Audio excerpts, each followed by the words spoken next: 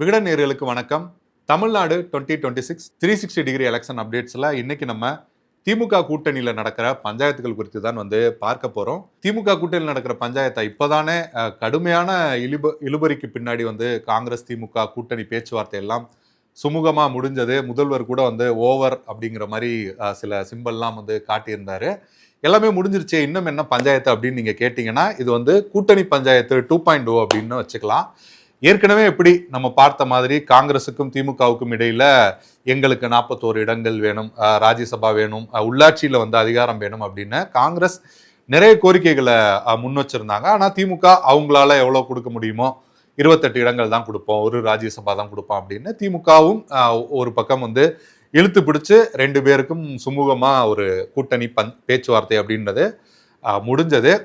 தற்போது மீதம் இருக்கிற கட்சிகள் கிட்டையுமே திமுக ஏறக்குறைய அதே ஒரு கரார் தன்மையை தான் காட்டுறாங்க அப்படிங்கிற தகவல்கள் தான் வருது. மறுபுறம் அந்த கட்சிகளும் இவ்வளவு குறைவான இடங்கள்லாம் வாங்கினா தொண்டர்கள் மத்தியிலையுமே ரொம்பவே ஒரு அதிருப்தி உருவாகும் அப்படிங்கிறதுனால அந்த பேச்சுவார்த்தை அப்படிங்கிறது தொடர்ந்து போயிட்டே இருக்கு. யார் யார் என்னென்ன டிமாண்ட் வைக்கிறா, திமுக அவங்களுக்கு என்ன பதில் சொல்றாங்க உள்ளிட்ட விஷயங்களை இந்த வீடியோல நம்ம பார்க்கலாம். அன்றும் இன்றும் என்றும் தரம் என்றாலே சக்தி மசாலா. இது மக்களின் 49 ஆண்டு கால நம்பிக்கை. சிக்கனமாய் போட்டாலும் சிறப்பா இருக்கும். திமுக கூட்டணியில கிட்டத்தட்ட 2017 அந்த காலகட்டத்தில் இருந்து தேர்தல் அப்படின்னு பார்த்தோம்னா 2019, 21, 24, 26 தற்போதைய தேர்தல் வரைக்கும் கூட இருக்க கட்சி விடுதலை சிறுத்தைகள் கட்சி.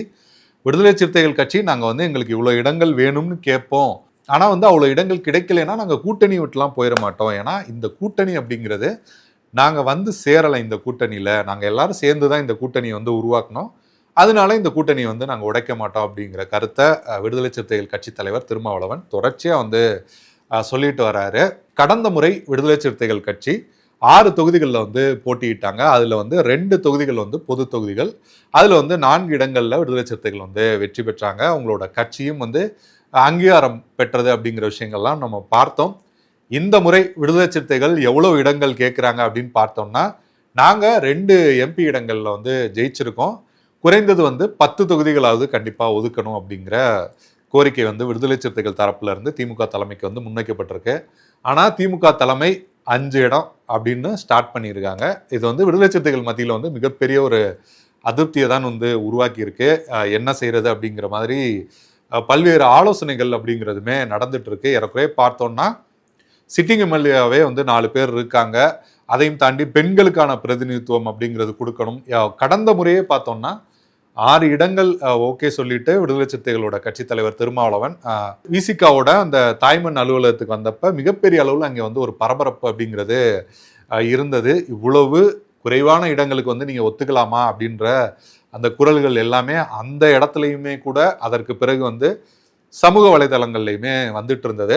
அப்படி இருக்கும் பட்சத்தில் இந்த முறை 12 இடங்கள் எங்களுக்கு வேணும் அப்படின்னு கேட்டிருந்தாங்க. 10 இடங்களாவது கண்டிப்பாக 10 இடங்கள் கீழே நாங்கள் ஒத்துக்கவே மாட்டோம், இரட்டை இலக்கம் அப்படிங்கிறது. என்ன காரணம்னு பார்த்தீங்கன்னா விடுதலை சிறுத்தைகள் 2006, 2011 அந்த காலகட்டத்திலேயே 10, 11, 9 அந்த அளவுக்கான இடங்கள்ல நின்றுருக்காங்க. 2016 பார்த்தீங்கன்னா கூட மக்கள் நல கூட்டணியில் 25 இடங்கள் இருந்திருக்காங்க. அதை கூட விட்டுருங்க, ஜெயலலிதா, கருணாநிதி போன்ற தலைவர்களே எங்களுக்கு இரட்டை இலக்கங்கள்ல தான் சீட் கொடுத்துருக்காங்க. அப்படின்னும் போது அதற்கு பிறகு எங்கள் கட்சி பெரிய அளவில் வளர்ந்துருக்கு, அதனால எங்களுக்கு அதிக இடங்கள் கொடுக்கணும் அப்படின்னு சொல்லியிருக்காங்க. திமுக 5 இடங்கள்ல ஸ்டார்ட் பண்ணியிருக்காங்க. அதிகபட்சம் போனால் நமக்கு வர தகவல் படி திமுக தலைமை ஒரு 8 இடங்கள் வரைக்கும் விடுதலை சிறுத்தைகள் கொடுப்பதற்கான வாய்ப்பு இருக்கு அப்படிங்கிறது தான் பார்க்கப்படுது. இப்போ எப்படி நம்ம விடுதலை சிறுத்தைகள் பார்த்தோம், ஏற்கனவே கொடுத்த 6 தொகுதியில் ஒரு தொகுதியை குறைச்ச 5 தொகுதி அப்படிங்கிறத திமுக தலைமை சொல்லியிருக்காங்களோ அதே போல நம்ம பார்த்தோம்னா 3 கட்சிகள் மதிமுக, சிபிஐ, சிபிஎம் 3 கட்சிகளுக்குமே 4 அப்படிங்கிறத தான் சொல்லியிருக்காங்க. 4 சீட்டு தான் தருவோம் அப்படிங்கிறத ரொம்பவே அழுத்தமாக திமுக தலைமை சொல்லியிருக்காங்க. இந்த 3 கட்சிகளுமே கடந்த முறை 6 இடங்கள்ல போட்டியிட்டாங்க. அதில் மதிமுக 6 இடங்களுமே உதயசூரியன் சின்னத்தில் தான் போட்டியிட்டாங்க. 4 இடங்கள்ல வெற்றி பெற்றாங்க. பல்லடம், அப்புறம் பார்த்தீங்கன்னா மதுராந்தகம், இந்த 2 இடத்துல மட்டும் தோல்வியை தழுவினாங்க. மற்ற இடத்துல எல்லாம் வெற்றி பெற்றிருந்தாங்க. சிபிஐ, சிபிஎம் பார்த்தீங்கன்னா அவங்களுக்கு கொடுத்த 6 இடங்கள்ல 2 இடங்கள் தான் ஜெயிச்சிருக்காங்க. ஸோ இந்த முறை 4 இடங்கள் அப்படிங்கிறதுல திமுக தலைமை ரொம்பவே உறுதியாக இருக்காங்க அப்படின்னு சொல்கிறாங்க. ஆனா மதிமுகவை பொறுத்த வரைக்கும் அவ்வளவு இடங்கள் குறைக்கிறது வந்து எப்படி? ஏன்னா நாடாளுமன்ற தேர்தலே எங்களுக்கு ஒரு தொகுதி தான் கொடுத்தீங்க, அதுக்கு முன்னாடி கொடுத்திருந்த ராஜ்யசபாவுமே கூட கொடுக்கல, அதனால எங்களுக்கு அதிக இடங்களை ஒதுக்கணும் அப்படிங்கிற கோரிக்கையை முன்வைக்கிறாங்க.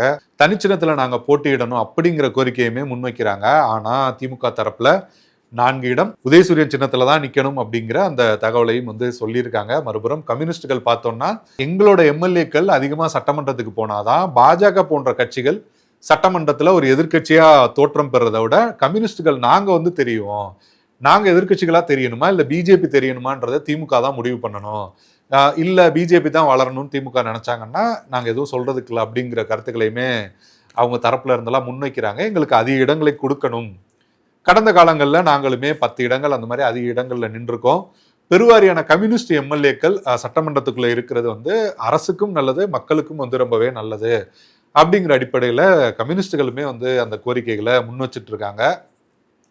குறைந்தபட்சம் கடந்த முறை கொடுத்த இடங்களையாவது எங்களுக்கு வந்து கொடுக்கணும் அப்படிங்கிறதா கம்யூனிஸ்டுகளோட கோரிக்கையாகவும் இருக்கு. சிபிஐயோட அடுத்த கட்ட பேச்சுவார்த்தை கூட சமீபத்தில் நடந்தது. அடுத்ததான் நம்ம பார்த்தோம்னா கொங்கு நாடு மக்கள் தேசிய கட்சி. கொங்கு நாடு மக்கள் தேசிய கட்சி ஈஸ்வரன் அவரோட தலைமையிலான கட்சி.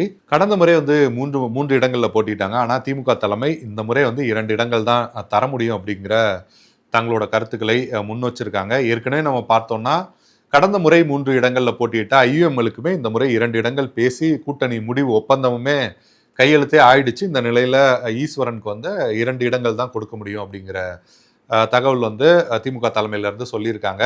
அடுத்ததா நம்ம பார்த்தோம்னா தேமுதிக வந்து ஏறக்குறைய வந்து கூட்டணி பேச்சுவார்த்தை எல்லாம் எவ்வளவு இடங்கள் என்ன எல்லாமே பேசி முடிவுலாம் ஆரம்பத்திலே செய்துதான் அவங்க கூட்டணிக்கே வந்தாங்க அப்படின்ற விஷயங்கள் தான் வந்து சொல்லப்பட்டது. 10 இடங்கள் ஒரு ராஜ்யசபா அப்படின்ற மாதிரியான கருத்துக்கள் வந்தது. ஆனா தற்போது வந்து காங்கிரஸுக்குமே அதிக இடம் கொடுத்துருக்கோம், நிறைய கட்சிகள் வந்து அதற்கு பிறகுமே கூட்டணியில வந்திருக்காங்க, நிறைய கட்சிகளுக்கு இடம் கொடுக்க வேண்டிய ஒரு சூழல் வந்து இருக்கு, அதனால வந்து தேமுதிக இடங்களை வந்து குறைச்சிக்கணும் அப்படிங்கிற கோரிக்கையை திமுக சார்பில் இருந்து முன் வச்சிருக்கிறதா நமக்கு வந்து தகவல்கள் வருது. அது மட்டுமல்ல, போட்டியிடும் பட்சத்துல முக்கிய தலைவர்கள் வேணா உங்களோட சின்னத்துல நில்லுங்க, ஆனா 2ஆம் கட்ட தலைவர்கள் அவங்கெல்லாம் இருக்கும்போது நீங்க உதயசூரியன் சின்னத்திலே உங்க கட்சியில நிக்க சொல்லுங்க. இப்போ ஒரு உதாரணத்துக்கு 10 இடம் நாங்க தரோம்னா 5 இடம் வேணா முக்கியமான தலைவர்கள் முரசுல நில்லுங்க, மற்றவர்கள் உதயசூரியன்லேயே நில்லுங்க, அப்பதான் வந்து வெற்றி எளிதாகும் அப்படிங்கிற கோரிக்கையும் பிரேமலதா கிட்ட வந்து முன் வச்சிருக்காங்க. ஆனா அவங்க வந்து அவங்களுமே கொஞ்சம் குழப்பத்துல முடிவெடுக்க முடியாத சூழல்ல இருக்காங்க அப்படிங்கிற தகவல்கள் தான் வந்து நமக்கு வருது. அடுத்து நம்ம பார்த்தோம்னா தமிழக வாழ்வுரிமை கட்சி, வேல்முருகன் அவரோட தமிழக வாழ்வுரிமை கட்சி.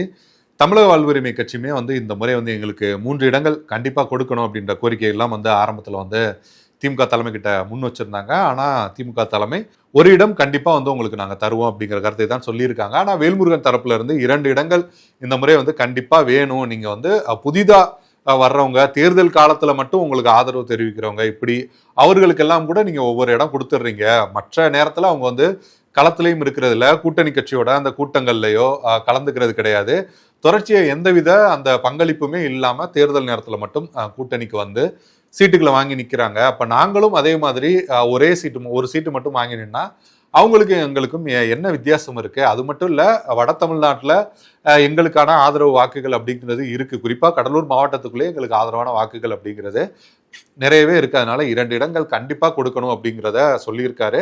திமுக தலைமை ஒரு இடம் உறுதி, இன்னொரு இடம் பார்க்கலாம் அப்படிங்கிற மாதிரி சொல்லியிருக்காங்க. ஆனா ஒரு இடம் தான் அப்படிங்கிறதுல திமுக உறுதியா இருக்கிறதா தான் வந்து நமக்கு வந்து தகவல்கள் வருது.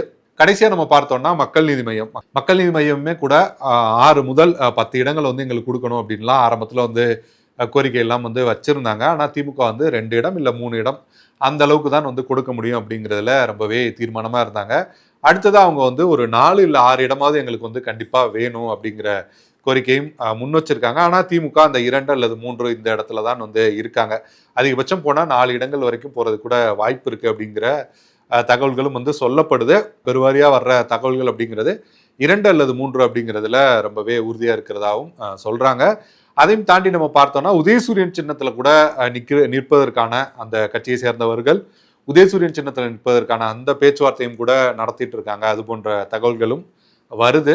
திமுக கூட்டணியில இதுவரைக்கும் நம்ம பார்த்தோம்னா காங்கிரஸ், ஐயுஎம்எல், மனிதநேய மக்கள் கட்சி, இந்த 3 கட்சிகளுக்கு தான் வந்து அந்த கூட்டணி பேச்சுவார்த்தை அப்படிங்கிறது முடிஞ்சிருக்கு. கம்யூனிஸ்டுகள் மற்ற கட்சிகளோட வந்து பேச்சுவார்த்தைகள் வந்து நடந்திருக்கு. மற்ற ஒரு 4-5 கட்சிகளோட இன்னமுமே அந்த பேச்சுவார்த்தை முடியாத ஒரு சூழல் தான் இருக்கு. அவங்களோட எதிர்பார்ப்பு அப்படிங்கிறது ஒன்றாகவும் திமுக தலைமையோட பதில் அப்படிங்கிறது அதுக்கு கம்ப்ளீட்டா ஒரு முரணாகவும் தான் போயிட்டு இருக்கு அப்படிங்கிற தகவல்கள் தான் நமக்கு வருது. அதையும் தாண்டி நம்ம பார்த்தோம்னா வெளியில போறதுக்கு வேற ஒரு கட்சிகளோட போறதுக்கு இங்க கூட்டணியில இருக்கிற கட்சிகளுக்கு வந்து வேற ஆப்ஷன்ஸும் கிடையாது. இப்போ உதாரணமா விடுதலை சிறுத்தைகள் எடுத்துக்கணும்னா கூட அவர் வந்து ஆணித்தரமா ஆரம்பத்துல இருந்தே சொல்றாரு, நான் கண்டிப்பா இடங்களுக்காகலாம் நாங்க வந்து கூட்டணி விட்டு போக மாட்டோம், ஏன்னா இந்த கூட்டணியை உருவாக்குனதுல நாங்க ஒரு ஆள் அப்படிங்கிறத சொல்றாங்க.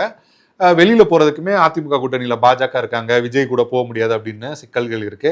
அதே போலதான் மற்ற கட்சிக்குமே, தமிழக வாழ்வுரிமை கட்சிக்குமே வந்து பாத்தீங்கன்னா ஒரு பாஜக எதிர்ப்பு அப்படிங்கிறதுல ரொம்பவே தீவிரமா இருக்காரு. ஒரு கட்சி ஆட்கள் கூட நம்ம தனி அணிக்கணும் அப்படின்ற கோரிக்கை எல்லாம் முன் வச்சிருக்காங்க. விருப்ப மனுக்கள் கூட வட தமிழ்நாட்டில் மட்டும் போட்டியிடுறதுக்கு வாங்குறாங்க. ஆனாலுமே கூட அவங்க திமுக கூட்டணி விட்டு போறதற்கான வாய்ப்பு அப்படிங்கிறது அதிகமா இல்லை அப்படின்னு தான் தகவல்கள் வருது.